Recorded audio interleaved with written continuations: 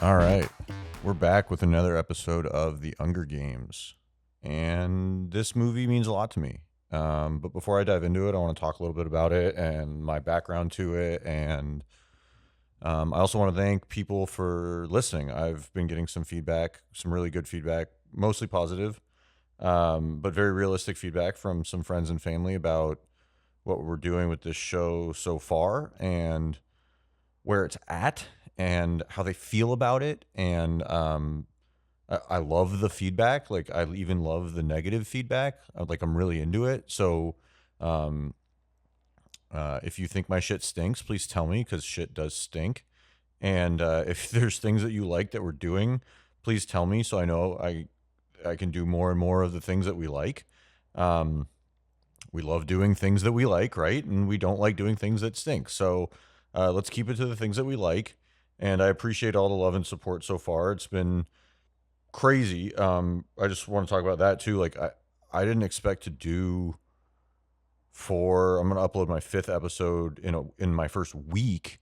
And I have a funny story for you. I was talking to a buddy before a buddy, Nate. I was talking to Nate. Nate called me out for calling him a buddy. I was talking to Nate about a week and a half ago. And he wasn't the only one I was talking to, but we had this conversation about, me starting a podcast. And he's like, well, do you think you can do an episode by yourself?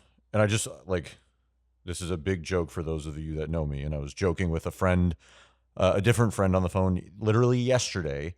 And in response to Nate and others, I've said, I mean, do you think I can do a solo episode? Haven't you ever heard me talk for 30 minutes straight to somebody else that hasn't even had time or a window to respond to me? So, yes, I think I can do solo episodes. Yes, I'm very proud that I've been able to do solo episodes. I think it's been a fun experience. I think like cutting the music and cutting the audio for the episodes has been really, really awesome. Getting feedback from like all different people, coworkers, friends, family, former coworkers, friends that don't want to listen, but they're listening and supporting anyways. I love that shit and I thrive off of that, and I appreciate all the support, and it's been great. And I'm going to continue to grow this show. We're getting another microphone here really soon, and I'm going to start getting friends and hopefully other guests beyond friends to have fuller conversations about movies and film and shows and things that have affected them or impacted them. I'm getting like a lot of ideas from people that I've met and people that I've been friends with of maybe movies they liked or movies I've missed. So if you have any of those, please reach out to me if you know my direct contact. If not, reach out to the show's email, thehungergamespod@gmail.com. The Hunger Games Pod. That's THEUNGERGAMESPOD. The Hunger Games Pod@gmail.com. We'd love to hear from you. I'd love to hear from you. Again, feedback is what really helps me thrive in this environment, and I'm loving doing this so far. So hopefully we just keep the momentum rolling, and for all we know, maybe I can do 3 to 5 episodes a week. I don't really know. We're just kind of going with it. I got a lot of movie tickets coming up for movies in theaters. So I'm looking forward to doing a lot of those reviews and discussing those movies as well. Speaking of my well has kind of run dry on like new movies. I am watching some new shows. One that I don't think I'm going to do a podcast on, but I've gotten a little more warmed up to is Margot's Got Money Troubles on Apple TV. I'm enjoying it. So if you're interested in that, it's an Elle Fanning show with Nick Offerman and Michelle Pfeiffer, and it's fun, but it's weird. Very R-rated, and lots of Elle Fanning's boobs in there, but good show. And so when I started doing this podcast, I wanted to, for sure, do episodes on movies that I love, movies that shape me. And the first episode I did was on True Romance. And I've talked to some people about it, and some people said, oh, I love that movie, and that movie's great. And I've talked to some people that haven't listened to the podcast who have said, oh my God, like True Romance was like our big movie in college. We used to watch it all the time. And like, so I like talking about movies that have shaped my movie watching. And I didn't really like word it this way on the True Romance episode, but I'm going to jump into this wording now. Like, I think True Romance and this movie I'm about to talk about, City of God, are like almost like the gateway drugs to other film and cinema and movies, because they have like so many elements and so many genres baked into one amazing collaboration of filmmakers, cinematographers, directors, writers, actors, whatever. And like all these pieces came together at the right time and the right moments to make these like dope ass movies. And now we have like movies that are pretty awesome. And so City of God is one that has shaped my movie watching for many years. And I'm really thankful that somebody in high school recommended a lot of movies that I've seen, but he also recommended this one, this guy named Derek Doneen, who is a great creator in his own right. But Derek recommended a whole list of fucking great movies that I watched, that some have shaped me, some are just like, what the hell did I just watch? But really great movies, and City of God was one of them. And one of the big reasons City of God has shaped my movie watching as a young adult, an adult, like now growing into like closer to middle ages. No, I'm in my late 30s, whatever. I'm not calling it middle ages. I'm young, I guess, so I'm told. But City of God did something for me that opened my mind to foreign film. I believe I had seen Crouching Tiger, Hidden Dragon, which I'm pretty sure off the top of my head is subtitled. But City of God is a Brazilian film. It's a beautiful, beautiful Brazilian film that from beginning to end is just so poetic and tells such a story that I guess, as I just finished rewatching it, is based on a true story, which is always even cooler. Like I love that. And like for accolades, foreign films don't really usually get nominated for too many Oscars outside of international. And I didn't look up, I should have, but I didn't look up if international feature film category was even around in 2004.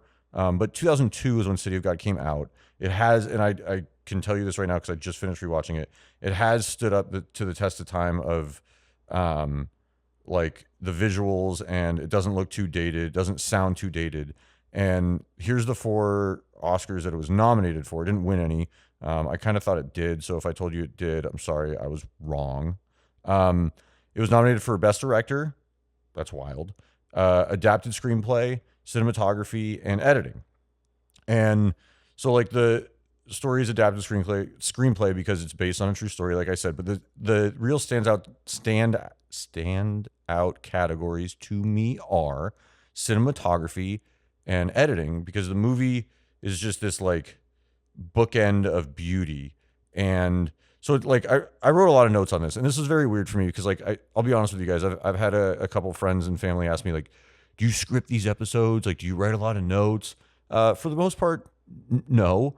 Some things I know better than others. Like when I recorded the episode on Hokum, I don't think I wrote any notes, and I just came in hot like right after seeing the movie at like 10:20 p.m. and just flipped the mic on and did it, and it was cool. And I'm planning on doing a lot more of that, like my immediate reaction stuff. And you're getting a lot of my immediate reaction stuff too, because I'm going to, whether it's old movies or new movies, or shows or whatever, I'm going to watch all this stuff or rewatch all this stuff right before I hit record. So I just rewatched City of God. I'll be honest with you, I rewatched it in parts. I'm doing it during my work week. It is what it is. I'm not watching a 2 hour and 15-minute movie in one night. I have a lot of other things to do, but, and I've seen it like 10 times. But from the opening with the music and the knives and all the way to the end credits, this movie is just beautiful. There's just so much culture from a country that I'm dying to go visit at some point, Brazil. I'd love to go to Rio de Janeiro. I believe the movie takes place in the slums of Rio. And I always tell people this, it takes place during the 60s, 70s, and 80s. It spans 3 decades, and it does a really good job of spanning 3 decades. And I'll get into like the decades and the generations a little down the line. But before I get into any more of this, do I think City of God is a great movie? Yes, I do. I think City of God is a movie that I refer to when people ask me what my favorite movie is. And I don't necessarily have a favorite movie. I think answering that question is loaded, because I think movies go by genres, and movies go by types, and movies go by like time periods. And you can't necessarily say Gone with the Wind is or isn't the best movie ever made, and you can't necessarily say Godfather Parts 1 or 2 aren't the best movies ever made, or maybe they are. It's hard for me to make that determination. I know a lot of other people that can say, my favorite movie is The Matrix. My favorite movie is Gladiator. My favorite movie, I think my dad always goes with, my favorite movie is Casablanca. Like, okay, great. Like, that's cool that people can have favorite movies. I cannot. I am at a severe disadvantage here. So, City of God is like my go-to response for when people ask me what my favorite movie is. I say, well, I don't have a favorite movie, but if I had a movie that's probably in my top 5, and I'll be honest with you, this might have just expanded to my top 10 because I'm not sure if City of God really is a top 5 for me anymore. But it holds a lot of like personal meaning to me, like I was sharing earlier. City of God is an A+ movie. If you want to watch an A+ foreign film, City of God is an A+ foreign film. If you want to watch an A+ film, regardless of being foreign or not, City of God is an A+ film. It is absolute. Before I dive into more of the plot or more of what the movie means to me, City of God is absolutely an A+ film. So I was talking to a friend, Chris, earlier this past weekend, or maybe it was Monday. I think it could have been Monday when I was on my walk.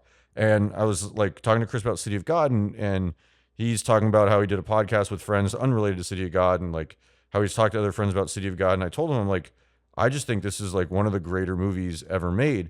And we talked about it, and we talked about the movie, and then he gave me his opinion. He goes, I'll be honest with you, I think it's a really good movie, but I just don't have it up there. And like, that's okay. Like, that's why I want to have more people like Chris and other friends and other guests on some of these episodes coming up, because like, I think movies are great to like disagree on. Like, I think it's fun to see how like personal a story can be to somebody. And then it's also fun to see how like maybe some people overlook things, or like maybe people are like looking too deep into things. So my friend Chris doesn't think it's as good of a movie as other people feel. And that's all right. Like, everybody, again, everybody's entitled to their own opinion, and it made for a pretty good conversation because I like to see other people's opinions. So talking about so much culture and the way the movie starts. And it starts with this scene where the main character, Rocket, is caught in the middle of the street between the gangs and the police. And then it kind of cuts back to like how this all started. And so the reason I was saying I took a lot of notes on this is because this is the first film I'm reviewing on the show where it was a foreign film. Now, I love foreign films. This movie was like an opening of my mind and my eye to foreign films. But the experience, and I was joking with somebody today, the experience of watching a foreign film from a movie review podcast standpoint and writing notes on it and being able to like recall what just happened while it's subtitled. I was doing a lot of like pause, rewind, read the subtitles, pause, rewind, read the subtitles, and okay, take some notes. This was a fun experience for me, and it was a little different because I love the movie, but I also need to talk about certain points, so I'm not just like rambling on about City of God is just so fucking great. There's a line early on in the movie that I wrote down, and it was one of the few lines that I wrote down in all of my notes, and I wrote way, way too many notes for this episode, but I'm going to try to breeze through them as best I can. There's a line that says, in the City of God, if you run away, they get you, and if you stay, they get you too. And I misspelled that in my notes, so I just had to kind of jump over it. But in the City of God, if you run away, they get you, and if you stay, they get you too. And it's kind of like a thesis statement for the movie about like just the slums are the slums, right? Like, and that's how the 3 generations come into play throughout the movie. Is like the slums are kids that are raised that want to be. They call them hoods or hoodlums and gang members in the favelas, and these kids don't want to work, or life's just full of poverty around them, and their parents are working and not making much money, and they're living in really bad conditions. And so some of these kids just go out on the streets and start stealing and selling drugs and robbing people and just all sorts of crime. And like some of the settings and some of the scenery are just, to me, so beautiful. And as I'm rewatching this, I'm like, oh my God, I love this. They flash back into the 60s, and there's just like this dirt soccer field, all dirt, like, no net on the goal, like really cheap looking. And the setting and the imagery, just like, it puts you there. You feel like you're there when you're watching this. Whether it was the first time I watched it, or maybe this is probably the 12th time I've watched it, you feel like you're in the 60s in these slums, and it's wild. And then the storytelling is just amazing. They do a lot of like, I guess you can call it like Tarantino-esque, but not really, because obviously there's tons of other filmmakers who have done this before. But like, they separate a lot of the story with title graphics that go over picture, which is really cool looking. Just really simple text over like the actual movie picture, and it's cool. And they start out with the story of the Tender Trio, and Rocket is the main character in the movie, and his older brother Goose was in the gang, and There's a lot of like montages of how these guys are stealing and robbing and doing crime. And then there's this really big set piece where there's a robbery at a motel. It's super wild. This scene is kind of like always stuck with me. There's just like they're walking into like tons of sex happening at this motel, and like the young gangsters are just going nuts. And like they walk in with like beers to try to hide that they have a gun, and like some of them are just staying there like watching some orgies and crazy stuff. And then the robbery happens. And it's just like it's a wild like set piece like motel madness sort of scene again in the 60s in Brazil, so it's just a very unique setting. And the movie like throughout does a really good job of teasing other characters and storylines along the way. Like Shorty is one of them who has a small role, and but they also like throughout this part of the 60s of the movie they really break down like what the hoods and the hoodlums are culturally, and they're like really like outcasts and different types of people to everyone else, including their own families. There's a lot of scenes where the families are telling the kids like, hey, you will not be robbing people again, you will not be stealing money, you will not be bringing home money that's not yours. And so a lot of people are very different towards the hoodlums, women, parents, children. Like a lot of them just treat the hoods like hoods. And there's there's a lot going on with the culture in the movie, and there's this is like total tangent, but I love this scene, and it really has nothing to do with the movie other than like again, there's just so much culture throughout the movie. So like while they're in the 60s, they cut to these two women talking, and it's just this scene about sex. And this is going to sound a little vulgar, but whatever. And one lady says to the other, like, um, like, does your husband go down on you? Does he do you from behind? And they're talking about it. And like one lady's like shocked that she's hearing this from the other lady. And then when they're talking about doing it from behind, she's like, it hurts the first few times, but use a banana and warm the banana and put it in your thing when he's in you. And like, these were conversations people were having in the 60s in the slums, but like, these are conversations people have now in 2026 too. Like, this isn't just this, like, there's a lot of life in this movie. And I know there's a lot of vulgarity or sexual discussion for this movie podcast, but you're going to get some of that because this show, The Hunger Games, is about movies, shows, and life. And well, to have life, there usually must be some form of sex or conception. Sex not required anymore.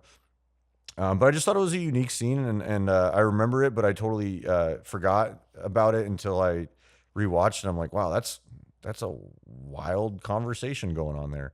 And then the 60s happen, and like the gang kind of gets dissolved in their own way. I mean, if you watch the movie, I don't want to give away everything, but I'm going to talk about it in bits and pieces.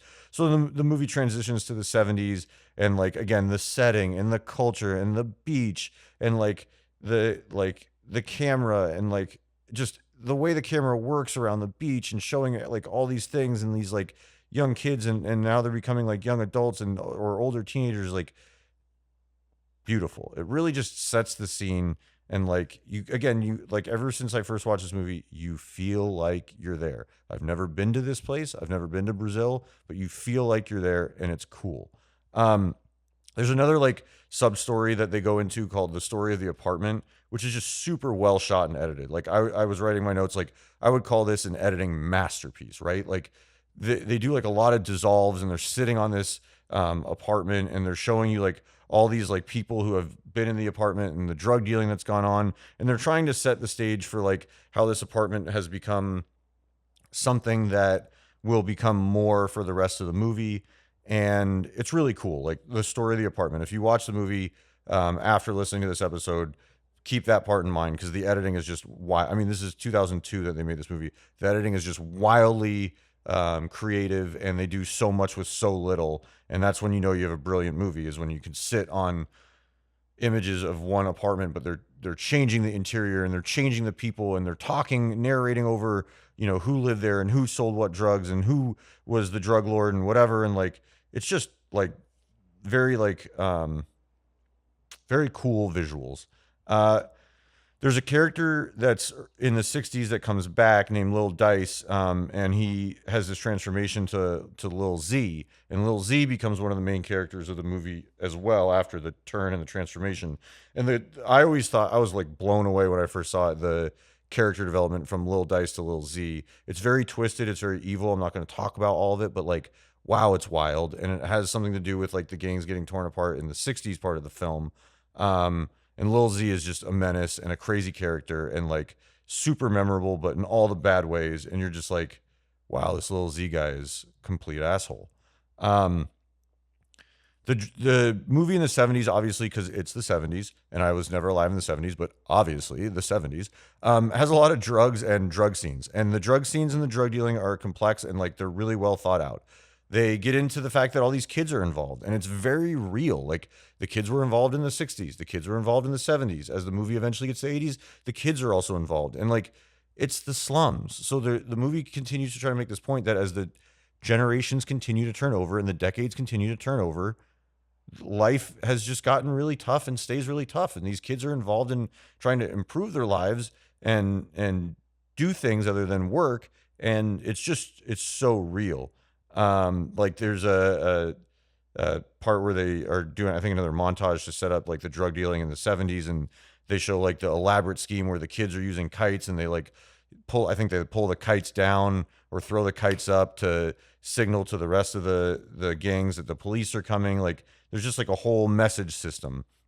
And as we're in the drug part of the movie, we get to what I think is one of the coolest characters in the movie, Benny. And Benny's just this chill dude. You find out that he like is Lil Z's right hand man, but he doesn't look like Lil Z. He doesn't act like Lil Z. He's just this like chill dude who just wants to do drugs and chill. Later in the movie, he wants to get out of the drug business and like do drugs on a farm and chill with his woman and like just have a bunch of sex and raise animals and chill. And like, so I like when I first saw this and now I always loved Benny. Benny was just a cool character. I can't relate to that. I've never just wanted to like go on a farm and do drugs and chill, but I mean, I'm sure people can relate to that and that seems pretty cool.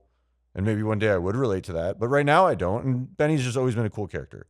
So a lot of the shots in the movie give a lot of depth to the movie. There's a lot of like great overhead shots of the slums that give real depth, and then they like cut pretty quickly to close-ups to show the life and the people, like that the people make up the slums, even though like the slums are the slums. And every corner of the slums has different personality and a different feel. And there's a group of kids called the Runts who are helping another rival gang, Carrot. Um, and there's this really tough scene that I want to talk about because I'm recommending this movie. I'm telling you it's an A+, but I've always remembered to tell people there is child violence in this movie, which again is real, and you feel the realness of like the life in the slums and such. But like, it's hard to watch. It was hard to watch when I was first watching it. I remember even like maybe turning away when I first watched this because I was a young teenager at oldest, like maybe like 14 or 15 when I first watched it, 16 maybe, but I think 14 or 15. And it's tough. Like, so I'm going to spoil some of this. A kid gets shot, two kids get shot in the foot. And then one of the kids that isn't shot, who's working for Lil Z, is basically forced to shoot and kill one of the already injured kids. It's part of what makes this movie a real watch, but it's part of what makes the movie a tough watch. And it's very heavy. So be forewarned that happens.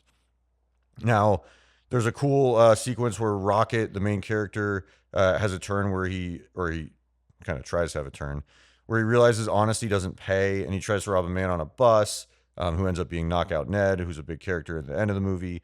And they try to rob a store, and like they say that the girl at the counter was too cute, and then they try to rob this, driver that picks them up from Sao Paulo because they're like, no guy from Sao Paulo's ever cool. And suddenly he's really cool and he gives them weed and they roll a joint, and Rocket accidentally rolls up the girl from the store's phone number that he got to make the joint. And Rocket like very quickly really failed at crime. And it shows like who Rocket is as a character in the context of this movie. There are a lot of hoodlums and a lot of people and kids that went like the hood route, and he just like he couldn't ever cut it. Like his brother was one. He tried to do it, like he just couldn't cut it. And so we go on to like more of the Lil Z and Benny stuff.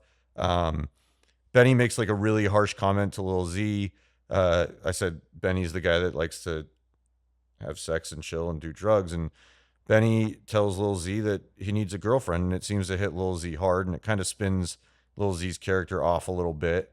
Um, Benny has a going away party, and it's a really shocking moment in the movie. I'm not going to go into like super details of what happens there because again, Benny's one of my favorite characters in the movie. But it's a really cool like disco dance scene, really vibey, like really big like set piece, like setup moment in the movie, like strobe, disco, like all this stuff, like peak 70s. It's wild. And like and then you kind of get to like the 80s of the movie, and the 80s of the movie kind of turns into like this semi-war, but also like redemption for Rocket's character arc and this really poetic like bow of an ending, if you will. And so Lil Z had that comment from Benny where he was told you should get a girlfriend. So again, there's a second scene, and I kind of forgot about this, but maybe this is just my brain like wanting to forget about this. There's a second really tough scene. Now it's not like they show a lot or really anything like too graphically, but they make it pretty clear what happens. And Lil Z gets jealous of Knockout Ned having, as they call, a woman, and they kind of punish Knockout Ned. They gang up on him, punish him, um, and they rape her. And this movie came out in 2002. It's a foreign film. I feel like since 2002, um, society has become much more aware of how serious and disturbing just even the visuals and film of rape can be. Obviously, rape is just absolutely terrible, and I've now said this word 3 times, so I'll stop. But it's tough, and it's not. Again, it's really not easy to watch. It wasn't easy for me to watch this there because I was just watching this, and I was like, oh my god, did that happen? And like, again, I kind of forgot that happened, but it happens. And again, this movie's really heavy, and it gives you a lot of themes, and unfortunately, that's one of them. But it also kind of sets off the rest of the movie because then Lil Z kills Ned's little brother, and this movie turns in for the last like 30 to 40 minutes this like kind of awkward war or battle within the slums. And the music carries the whole movie. The music's so good from beginning to end, and like the music goes with the mood of the film. There's a lot of mood and like emotion in this movie, and it just like it keeps going and going and going. And as the movie starts to kind of come to a close, you start to realize like where and what Rocket is going to be and what he's going to become. And Rocket has shown some interest in photography and cameras.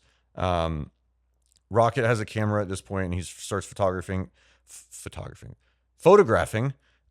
all the violence in the slums.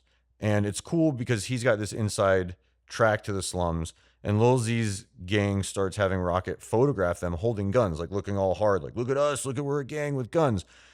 And then Rocket is working, like, I think for free. He's just like trying to learn how to work for the local newspaper, and he brings the film reel back to the newspaper, and he asks for them to develop the film, and they first tell him no, and this senior photographer that he's working for and kind of helping and idolizing all at once asks them to develop Rocket's film with his own film.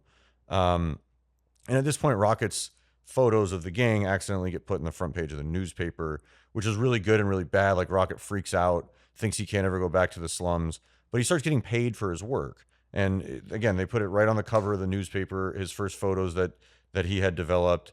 And like, he's kind of torn. He doesn't know how to feel, but then the people at the paper help him, and they give him a place to stay. And he has his first sexual experience, which is kind of a funny scene.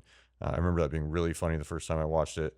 But Rocket's now a paid photographer, and with about 15 minutes left in the movie finally gets back to the opening scene, and it's kind of awesome. Like you knew that it was going to get back there with the way it started and how they flash back to everything, but also you didn't really know how or when they were going to get back there. And all this stuff has transpired, and these 3 decades have gone by, and these generations of gangs have come and gone and are in power and are doing things, and characters have loved and characters have lost, and characters have grown.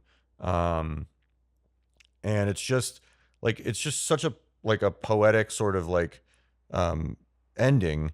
And Rocket gets like all of this stuff going on between the gangs and the police on his camera. And I'm not going to go into all the like little details of what he gets and stuff, but it's crazy. And the photos end up getting Rocket an internship, or a job as his friends call it, but he's being humble and calls it an internship. Anyways, that's kind of like a quick summary of the movie without going into every detail, but it's a really beautiful movie.